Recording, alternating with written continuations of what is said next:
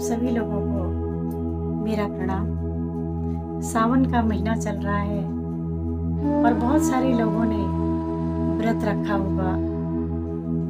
भगवान भोले शंकर के बहुत सारे भक्त हैं संसार के अंदर, और लेकिन भगवान शिव क्यों पूजनीय है?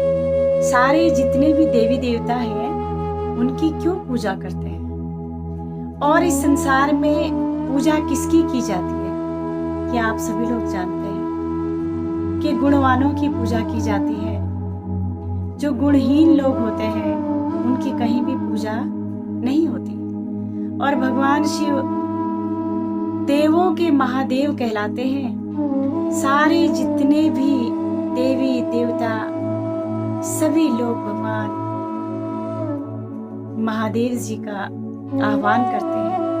क्यों? क्योंकि एक वही ऐसे भोले भगवान हैं जो सारे संसार के अंदर जो दुख में पड़े हुए लोग हैं, जो दरिद्र लोग हैं, उन सब को सहारा देने वाले भगवान भोलेनाथ ही तो है। लेकिन वो क्यों पूजनीय है? बहुत सारे लोग उनका व्रत रखते हैं। कहते हैं, माताएं बहनें अपने बच्चों को कहते हैं कि अगर सोमवार रखोगे, सावन का व्रत रखोगे तो तुम्हें भगवान शिव जैसा पति मिलेगा। लेकिन मैं सोचती हूँ कि भगवान शिव जैसा पति क्यों चाहिए होगा?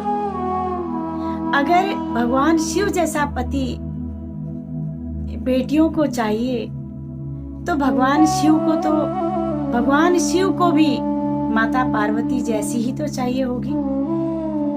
इतनी गुणवान, इतनी शक्तिवान, इतनी त्याग तपस्या की मूर्ति, इतनी समर्पण की भावना, और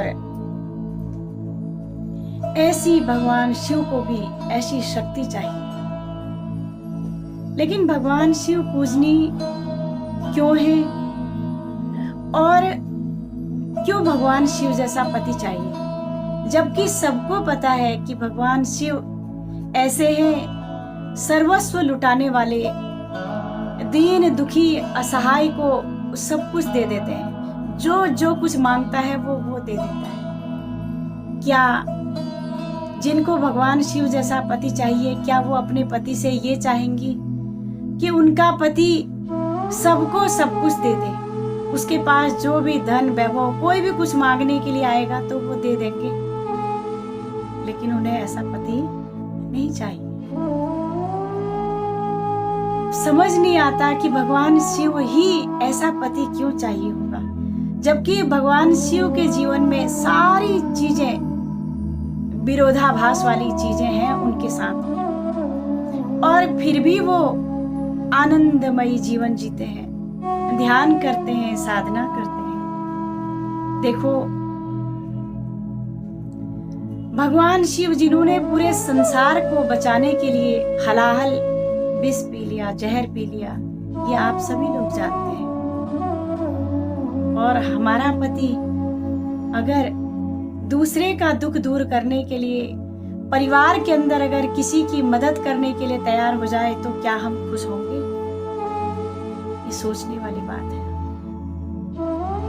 और भगवान शिव के जीवन में तो देखो किस तरह से कैसी कैसी विपरीत वाली चीजें हैं उनके साथ में, विरोधाभास कितना है।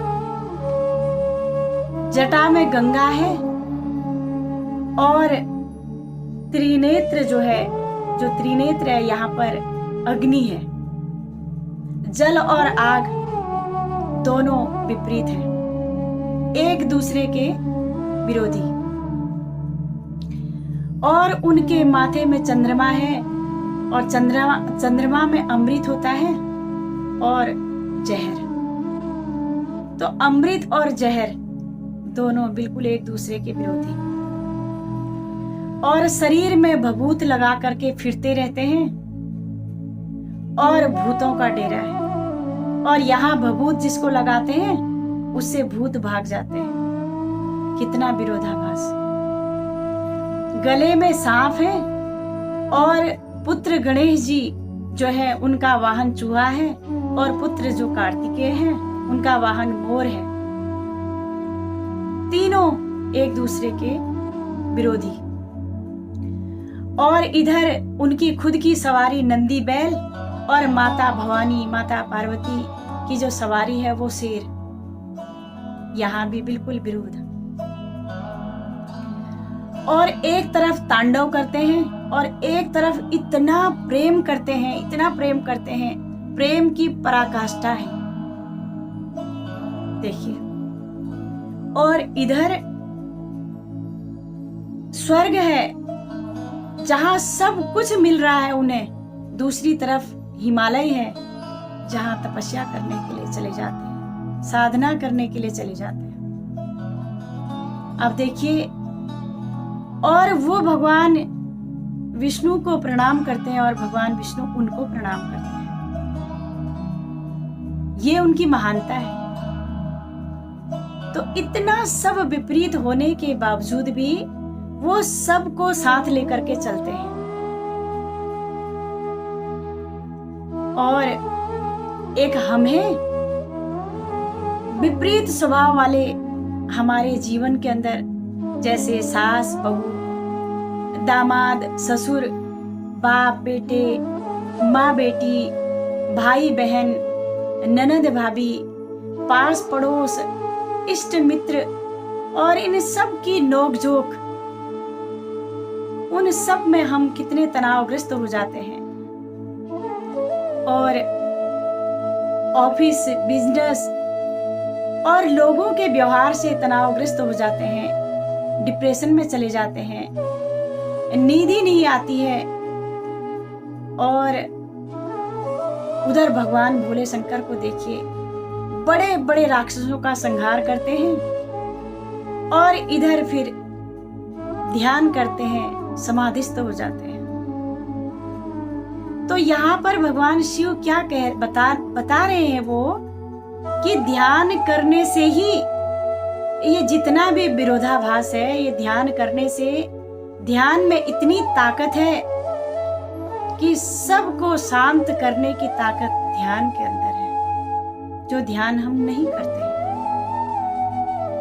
साल में एक बार सावन का व्रत लेने से, पूरा महीना व्रत लेने से नहीं होता है। भगवान शिव के जो आचरण थे, जो गुण थे, उन गुणों को हमें अपनाना पड़ेगा, तब जाकर के हमारे जीवन के अंदर भी हम तभी वंदनीय और पूजनीय हो सकते हैं। परिवार के अंदर, समाज के अंदर, देश के अंदर उसी व्यक्ति की पूजा होती है जो व्यक्ति गुणवान होता है।